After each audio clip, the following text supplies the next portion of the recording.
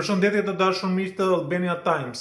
Sapo jemi njoftuar nga media që kemi një mas sigurimi me karakter shtrëngues për sa i përket pezullimi nga detyrat të zëvendës kryeministres dhe ministres së infrastrukturës dhe energjetikës, zonja Belinda Balluku, lidhur me një vendimarrje të gjykatës për korrupsionin dhe krimin e organizuar, një vendimarrje edhe nga gjyqtari Çela lidhur me një kërkesë të prokurorisë së posaçme për sa i përket pezullimit nga detyra të zonjës Balluku dhe një mas tjetër me karakter shtrëngues, siç është ajo e detyrimit për mos të dalë jashtë vendit dhe sekuestrim të pasaportës ose bllokim të pasaportës.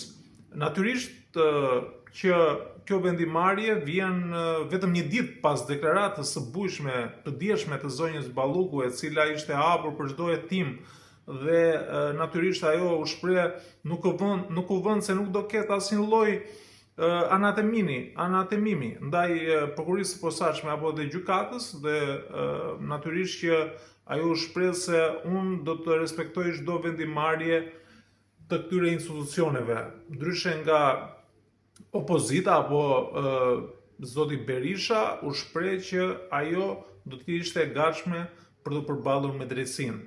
Po përveç zonjës Balluku kemi edhe dy masa të tjera, siç është ajo e arrestit në shtëpi për dy zyrtar të tjerë. Njëri prej tyre është edhe drejtori i ARSH-s apo drejtori i përgjithshëm i saj. Megjithatë mbeten për më shumë informacion që të shikojmë, ne duhet të shikojmë vendimarrjen e kësaj gjykate, se çfarë ka vendosur. Asgjë nuk kemi zyrtare nga institucioni, vetëm thjesht çfarë kemi marrë informacion nëpërmjet medias. Megjithatë, këto janë informacionet më të fundit të cilat ne kemi mundur që të na vinë nëpërmjet medias. Do të shikojmë më të ardhmen se çfarë do të ndodhi. Faleminderit.